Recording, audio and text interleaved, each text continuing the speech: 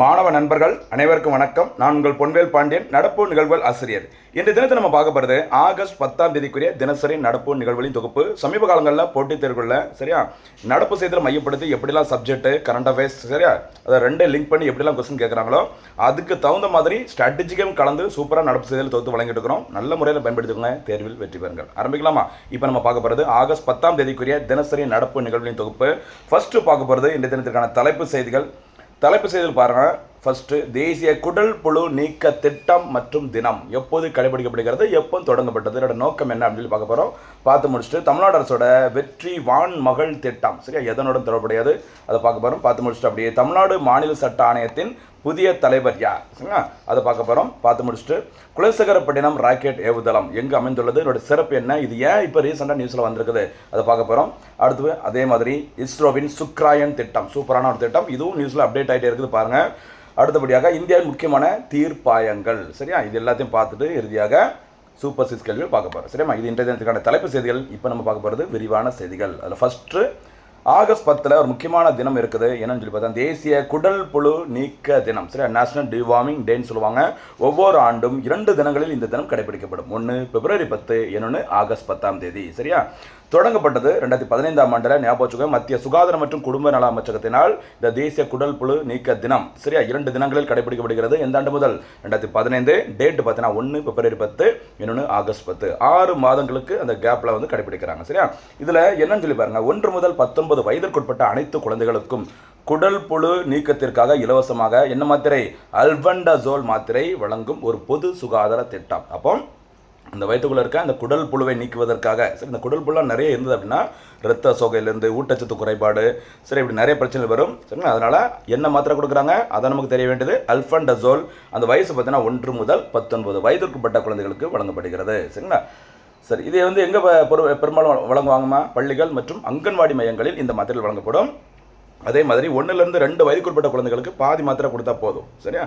அதுக்கு மேலே இருக்கிறவங்களுக்கு முழு மாத்திரை வழங்கலாம் சரிங்களா. 2 மாதங்களுக்கு ஒரு முறை இந்த மாத்திரைகள் வழங்கப்படுகிறது, ஞாபகம் வச்சுக்கோ சரிங்களா. அடுத்து தமிழ்நாடு அரசின் முக்கியமான திட்டம் பாருங்க, வெற்றி வான்மகள் திட்டம் சரியா.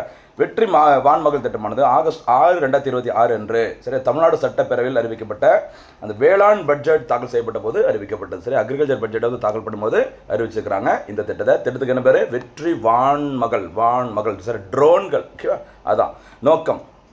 விவசாயத்தில் நவீன தொழில்நுட்பமான ட்ரோன்களை ஆளில்லா விமானங்களை பயன்படுத்துவதை ஊக்குவிப்பதற்காக இது தொடங்கப்பட்டது. இந்த திட்டத்திற்காக பார்த்தீங்கன்னா 100 பெண்கள் உள்பட 500 பேருக்கு ட்ரோன்களை இயக்குவதற்கு பயிற்சி மற்றும் உரிமங்கள் வழங்கப்படும். மேலும் 50 பெண்களுக்கு 50% மானியத்தில் ட்ரோன்கள் வழங்கப்படும் சரியா. 100 பெண்கள் உள்பட 500 பேருக்கு இந்த ட்ரோன்களை இயக்குவதற்கு தமிழ்நாடு அரசு பயிற்சியும் அதுக்கு லைசன்ஸும் கொடுக்குறாங்க. மேலும் 50 பெண்களுக்கு 50% சப்சிடியில் பார்த்தீங்கன்னா ட்ரோன்கள் வழங்குறாங்க. இதற்காக ஒதுக்கப்பட்ட தொகை இந்த பட்ஜெட்டில் 4 கோடி ரூபாய் என்பது குறிப்பிடத்தக்கது, ஞாபகம் வச்சுக்கோங்க. இந்த ட்ரோன்களை வேளாண் துறைக்கு வாடகைக்கு விட்டு, அதாவது மருந்துகளை தெளிப்பதற்கு வாடகைக்கு விட்டு சரிங்களா அந்த மகளிர் வந்துட்டு ஒரு வருமானத்தை பெற முடியும். அதற்காக தான் இந்த திட்டம் தொடங்கியிருக்கிறாங்க. வெற்றி வான்மகள், வானத்திலேருந்தே பறந்துட்டு வருவாங்கல்ல அப்படின்னு நினச்சோங்க, ட்ரோன்கள் ஓகேவா. அடுத்து சயின்ஸ் அண்ட் டெக்னாலஜியில் முக்கியமான 2 நியூஸ் பார்க்க போகிறோம். அதில் ஃபஸ்ட்டு குலசேகரப்பட்டினம் ராக்கெட் ஏவுதளம் சரியா. தமிழ்நாட்டின் தூத்துக்குடி மாவட்டம் குலசேகரப்பட்டினத்தில் இந்தியாவின் 2வது ராக்கெட் ஏவுதளம் சார். ஸ்ரீஹரிகோட்டாவில் சதீஷ் தவான் ஸ்பேஸ் சென்டர் இருக்குல்ல, அதுக்கு அடுத்து 2வதாக ஒரு ராக்கெட் ஏவுதளம் உருவாக்கப்பட்டு வருகிறது.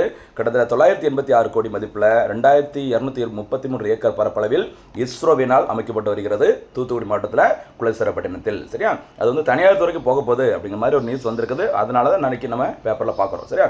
இங்கு சிறிய ரக செயற்கைக்கோள்களை சரியா ஸ்மால் சேட்டலைட் லான்ச் வெஹிக்கிள் அப்படி சொல்லுவாங்க. எஸ்எஸ்எலோட விரிவாக்கினது small satellite launch vehicle okay. இங்கு சிறிய ரக செயற்கைக்கோள்களை குறைந்த எரிபொருளுடன் சரியா விண்ணில் செலுத்தவும் வணிக ரீதியான பயன்பாட்டிற்காகவும் உருவாக்கப்பட்டு வரும் இந்த திட்டத்திற்கான பணிகள் ரொம்ப ஸ்பீடாக நடைபெற்று வருகிறது. இந்த திட்டத்திற்கு அடிக்கல் நாட்டப்பட்டது பிப்ரவரி 2024ஆம் ஆண்டு அடிக்கல் நாட்டப்பட்டது. இது எந்த இடத்துல அமைவிடம் சொல்லி பாருங்க, அது ஸ்பெஷல். இந்த இடம் குலசேகரப்பட்டினம் பூமத்திய ரேகைக்கு மிக அருகில் இருப்பதால் எரிபொருள் மிச்சமாகும் சரி. அந்த பூமி சுற்றிட்டு இருக்கிற அந்த 0 to 5 டிகிரி வரைக்கும் உள்ள ஏரியாவை என்ன சொல்லுவாங்க அப்படின்னா, அதாவது ஈக்குவேடர்லேருந்து 5 டிகிரி வரைக்கும் சரி அந்த டோல் ட்ரம் சொல்லுவாங்க. என்ன பேர்? DOLDRUM டோல் ட்ரம், அமைதியான பகுதின்னு சொல்லுவாங்க. அந்த பூமத்திய ரேகையோட அந்த நிலநடுக்கோட்டு பகுதி இருக்குல்ல, அது பக்கத்தில் எவ்வளோக்குள்ள அது நியர்பை ஏரியாவிலேருந்து ராக்கெட்டை லான்ச் பண்ணுறோமோ அங்கே எரிபொருள் வந்து அந்தளவுக்கு தேவைப்படாது சரிங்களா. அதனால் இந்த இடம் பெஸ்ட்டுன்னு சொல்கிறாங்க ஸ்ரீஹரிகோட்டாவை கம்பேர் பண்ணும்போது. அடுத்து இந்தியாவில் சரியா இன்ஸ்பேஸ்னு ஒரு நிறுவனம் இருக்குது பாருங்கள், நம்ம நிறைய வாட்டி பார்த்து தான் இந்திய தேசிய விண்வெளி அங்கீகாரம் மற்றும் மேம்பாட்டு மையம் இன்ஸ்பேஸ். இவங்க தான் சரியா இந்த வணிக ரீதியாக அப்புறம் பார்த்தீங்கன்னா தனியார் நிறுவனங்களை இந்த ஸ்பேஸ்க்கெல்லாம் கொண்டு வரதற்கு இந்திய அரசினால் உருவாக்கப்பட்ட ஒரு முக்கியமான அமைப்பு இன்ஸ்பேஸ், மறந்துடாதீங்க சரிங்களா. ஓகே, இந்த இன்ஸ்பேஸ் தான் தனியார் துறைக்கு இந்த குலசேகரப்பட்டினம் இந்த இடத்த வந்து கொடுக்க போகிறாங்க அப்படின்னு ஒரு நியூஸ் வந்ததுனால நம்ம இன்றைக்கி அப்டேட் பண்ணி பார்த்துட்டு இருக்கோம் சரியாம்மா. அடுத்தபடியாக இஸ்ரோவின் சுக்ராயன் திட்டம் சரியா. இஸ்ரோவின் சுக்ராயன் அதாவது வெள்ளி கிரகத்தை ஆய்வு செய்வதற்காக வீனஸ் சரி, வீனஸ் ஆர்பிட்டர் மிஷன் ஞாபகம் வச்சுக்கோங்க. நம்மனா மார்ஸ் ஆர்பிட்டர் மிஷன் சரியா, செவ்வாய் கிரகம், இங்கே வீனஸ் ஆர்பிட்டர் மிஷன் சரியா, விஓஎம்.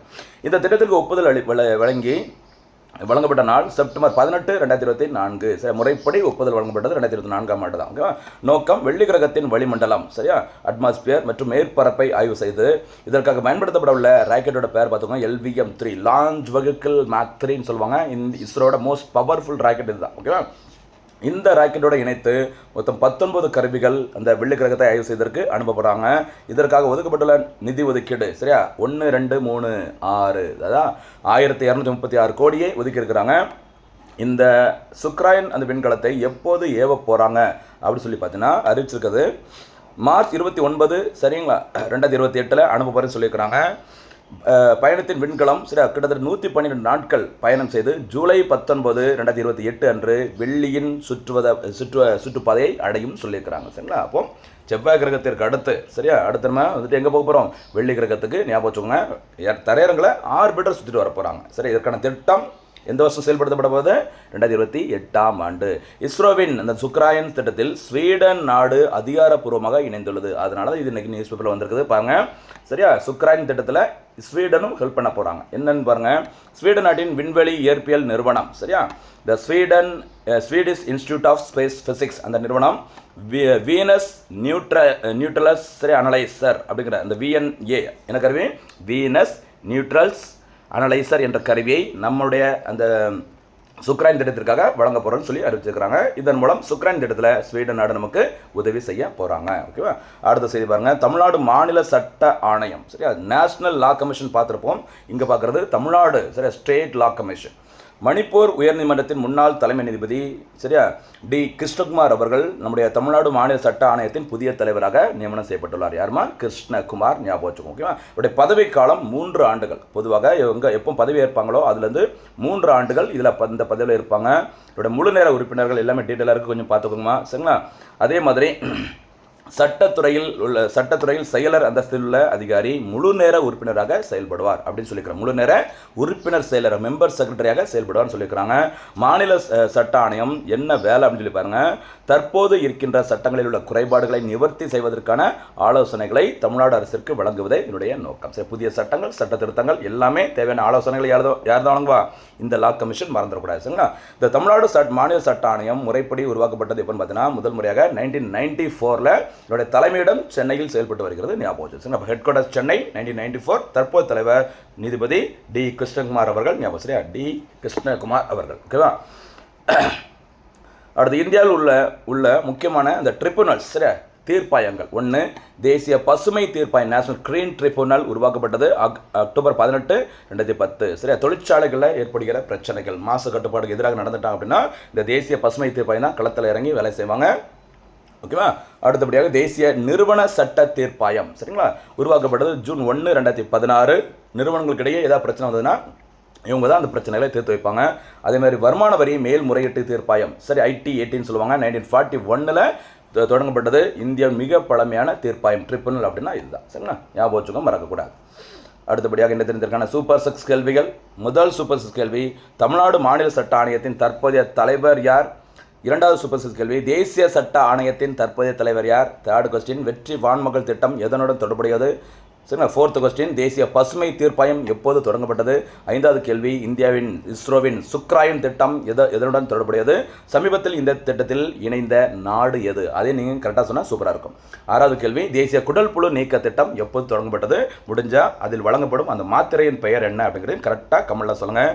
ரிவிஷன் பண்ணுங்கள், தேர்வில் வெற்றி பெறுங்கள். மீண்டும் சந்திக்கலாம். நன்றி, வணக்கம்.